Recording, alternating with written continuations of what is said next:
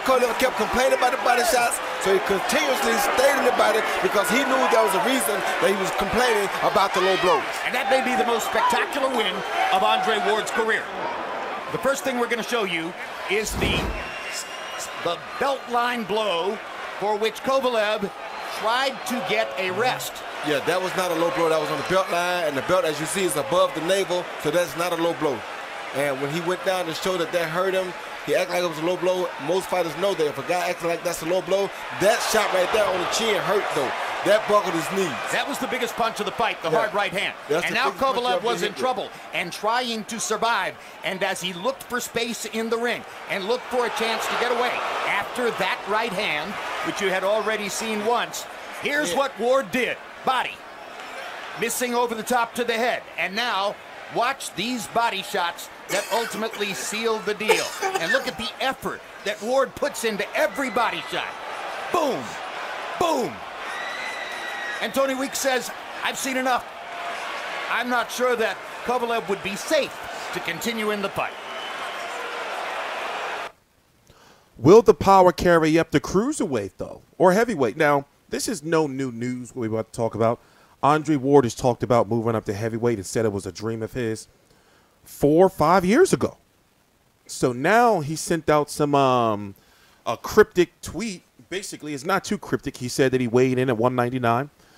In fact, let's go look at it. Let's go look at it. Here's what Andre Ward posted on his social media a few days ago. I'm TstreeT Controversy. This is TstreeT Controversy Live. Working on something special. This is on January the 23rd. The one before that, weighed in last night at 199. All muscle, I promise. Or this, emoji, what that means. I've been working.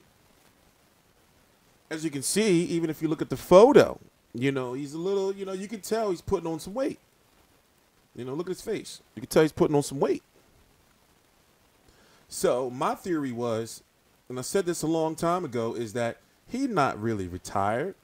He's just, taking some time off to build his body up. Instead of doing it from fight, to fight and having a fight at the same time. Roy Jones made the mistake, in my opinion, when he fought John Ruiz, and we all know, what happened with the drug testing and everything, where he put on that weight and then lost it, and then his career was never the same. Same thing happened with Antonio Tarver when he put on that weight for the Rocky movie, lost it, career was never the same. Andre Ward retired. When did he retire? What was that? When did he retire? Let me go look. I forgot. He fought Kovalev back in June, so he retired about 2 months or so after that, right? He retired like around September or so. I forgot. But the point I'm trying to make is at that point in time, he had a lot of mandatories coming up. Guys like Dmitry Bivol, guys like Archibald Tabiev, and then of course, the WBO would have likely, as you can see, he's now champion again, would have made Sergey Kovalev a mandatory again. We would have had to see that fight a third time, even if Ward didn't want it. The fights didn't do too well. The first fight did better than the second one, and the second one had much more animosity and much more build-up. The storyline behind the fight, in my opinion, should have sold the fight. But it didn't do well on pay-per-view, and also it wasn't nobody that brought tickets. And I'm thinking, like, where the fuck are the boxing fans at? It was a good fight, high drama, inside and outside the ring. So Ward chose to retire. Rock Nation was having some issues and still having some issues. They're not putting on their own solo shows anymore. Yes, they're still a promotional company, but they're not throwing money around like they were. Jay-Z's not showing up anywhere anymore. Especially, when you looked at and me and my partners was talking about it, is that Jay-Z didn't even, help sell Andre Ward.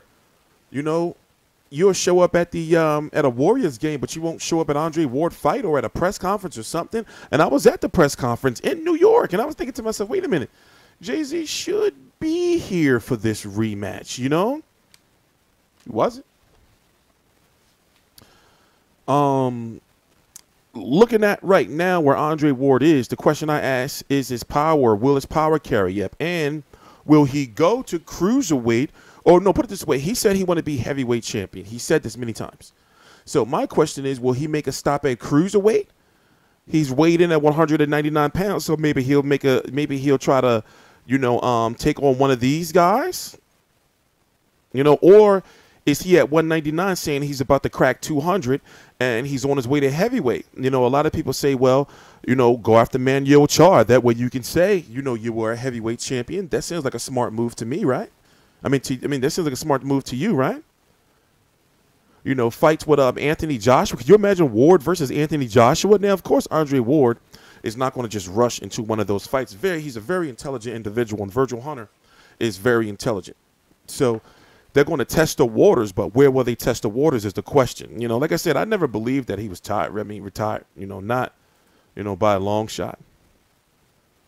And like I said, what was the point of releasing that tweet and talking about you've been working? I don't think people really believe that he was retired anyway. I don't think people really believe that he was retired anyway.